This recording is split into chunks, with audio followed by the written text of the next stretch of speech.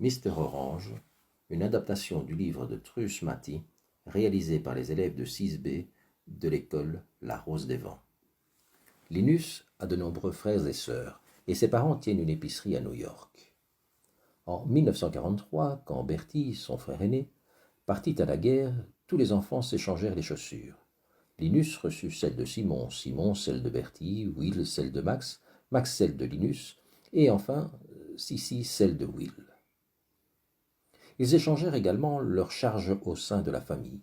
Linus devint livreur. Il livrait, à l'aide d'une charrette à bras, les fruits et légumes à Madame de Winter au restaurant et à un certain Mister Orange, un client dont il ignorait le nom, mais qui avait l'habitude de se faire livrer des caisses d'oranges. Mister Orange habitait au numéro 15 de la 59e rue, près de Central Park. Son appartement, celui de gauche sur le palier, se situait au dernier étage de l'immeuble. Lors de sa première visite, Linus sonna, escalada les escaliers et vit une porte entr'ouverte. « Votre commande » cria Linus. « J'avais demandé la livraison après 4h30, répondit d'une voix douce Mister Orange. « Il est presque 5 heures, lui répondit Linus.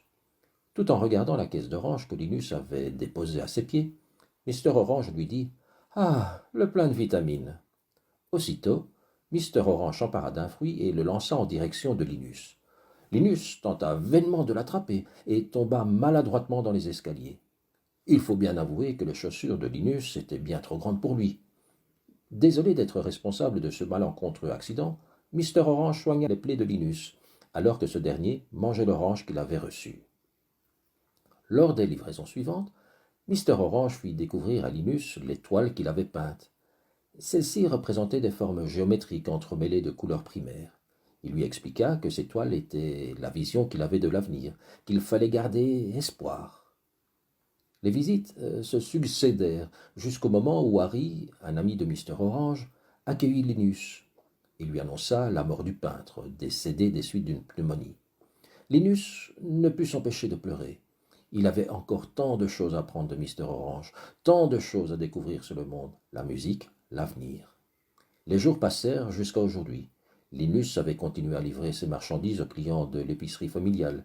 Bertie était rentré de la guerre. Mais aujourd'hui est un jour particulier. Linus vole encore plus vite qu'à l'habitude. Il est pressé d'aller voir l'exposition de toiles de Mister Orange, son client favori, son ami.